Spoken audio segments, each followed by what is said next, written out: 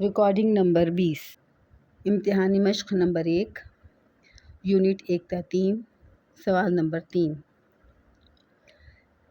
اسلام میں حدیث کی اہمیت و حیثیت پر نوٹ تحریر کریں۔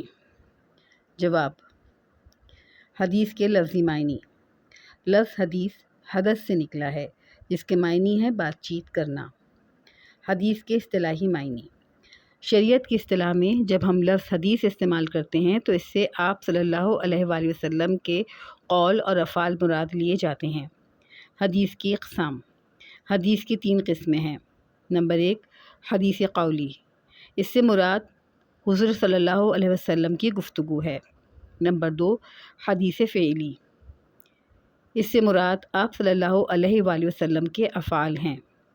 نمبر 3، حدیث تقریری، اس سے مراد یہ ہے کہ آپ صلی اللہ علیہ وسلم کے سامنے کوئی کام کیا گیا اور آپ صلی اللہ علیہ وسلم نے اس پر خاموشی اختیار کی۔ حدیث کی ان قسموں کے علاوہ ایک اور قسم بھی ہے جسے حدیث قدسی کہتے ہیں۔ حدیث قدسی، اس سے مراد وہ حدیث ہے جس کے الفاظ اس طرح شروع ہوں کہ رسول اللہ صلی اللہ علیہ وسلم نے فرمایا کہ اللہ تعالیٰ فرماتا ہے۔ محدث، حدیث بیان کرنے والے کو محدث کہتے ہیں۔ سنت کے معنی۔ سنت کے لفظی معنی طریقہ، راستہ اور طرز عمل ہے۔ سنت کے اصطلاحی معنی۔ شریعت کی اصطلاح میں ہر وہ کام جو رسول اللہ صلی اللہ علیہ وسلم نے کیا یا کرنے کا حکم دیا یا آپ صلی اللہ علیہ وسلم کے سامنے کیا گیا اور آپ صلی اللہ علیہ وسلم نے اس سے منع نہیں فرمایا بلکہ خاموشی اختیار کی، سنت کہلاتا ہے۔ حدیث اور سنت میں فرق۔ عام طور پر حدیث اور سنت میں کوئی فرق نہیں کیا جاتا، لیکن اگر دیکھا جائے تو حضور صلی اللہ علیہ وسلم کی گفتگو کو حدیث اور عمل کو سنت کہیں گے۔ اسلام میں حدیث کی اہمیت و حیثیت۔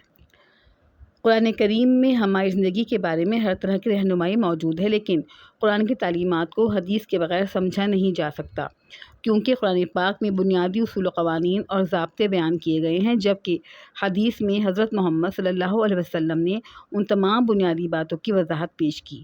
کیونکہ قرآن پاک آپ صلی اللہ علیہ وسلم پر نازل ہوا، لہٰذا جن پر اللہ تعالیٰ کا کلام نازل ہوا صرف وہی ان احکامات کو سب سے بڑھ کر جانتے تھے، اور اسی لیے آپ صلی اللہ علیہ وسلم نے ہی ان کی خوب وضاحت فرما دی۔ قرآن پاک میں ارشاد باری تعالیٰ ہے کہ ہم نے آپ کی طرف یہ ذکر نازل کیا ہے تاکہ آپ لوگوں کو کھول کر بیان کریں جو ان کی طرف نازل کیا گیا۔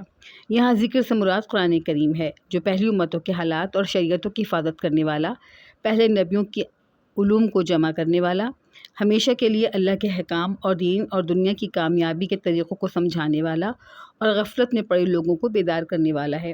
قرآن کریم میں نماز، روزہ، حج، زکوٰۃ، طلاق، جہاد، وراثت، غرض کی زندگی کے تمام پہلوؤں کے بارے میں قوانین موجود ہیں۔ ان سب کی حقیقت ہمیں نبی کریم صلی اللہ علیہ وسلم نے سمجھائی۔ چند مثال۔ قرآن مجید میں اللہ تبارک و تعالیٰ کا ارشاد ہے کہ اور نماز قائم کیا کرو اور زکوٰۃ دیا کرو اور جھکنے والوں کے ساتھ نماز میں جھکو، یعنی نماز باجماعت پڑھا کرو۔ یہ لفظ بریکٹ میں ہے، یہ جملہ بریکٹ میں ہے۔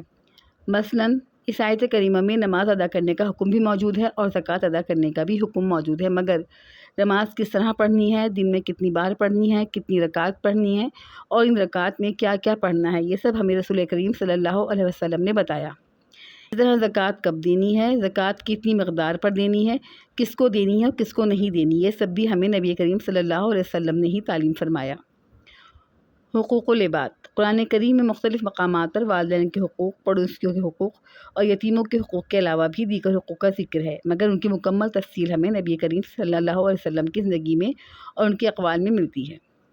والدین کے لیے دعائے مغفرت۔ نبی کریم صلی اللہ علیہ وسلم نے ایک جانب والدین کے لیے دعائے مغفرت کرنے کی دعا کو نبی کریم علیہ السلام نے ایک جانب والدین کے لیے دعائے مغفرت کرنے کو دعا کے قبول ہونے کا ذریعہ بیان فرمایا، تو دوسری جانب یہ کہہ کر کہ اگر میری امی آمینہ زندہ ہوتی اور میں فرض نماز پڑھ رہا ہوتا اور وہ مجھے آواز دیتی تو میں فوراً نیت توڑتا اور ان کی خدمت میں حاضر ہو جاتا، کہہ کر والدین کے حقوق کی تفصیلی وضاحت فرما دی۔ پڑوسی کے حقوق۔ اسی طرح پڑوسیوں کے حقوق اتنے بیان فرمائے کہ صحابہ کرام کو گمان ہوا کہ پڑوسیوں کو وراثت میں حقدار نہ ٹھہرا دیا جائے۔ حرف آخر۔ الغرض یہ کہ قرآن کریم میں ہمیں جہاں حقوق اللہ کے ساتھ حقوق العباد ملتے ہیں وہیں مختلف قوانین بھی ملتے ہیں، جیسے قانون وراثت، قانون طلاق وغیرہ۔ لہٰذا یہ کہنا غلط نہ ہوگا کہ ہم حدیث اور سنت کے بغیر قرآن کو سمجھ ہی نہیں سکتے۔ قرآن کو سمجھنا ہے تو حدیث اور سنت کو سمجھنا بہت ضروری ہے۔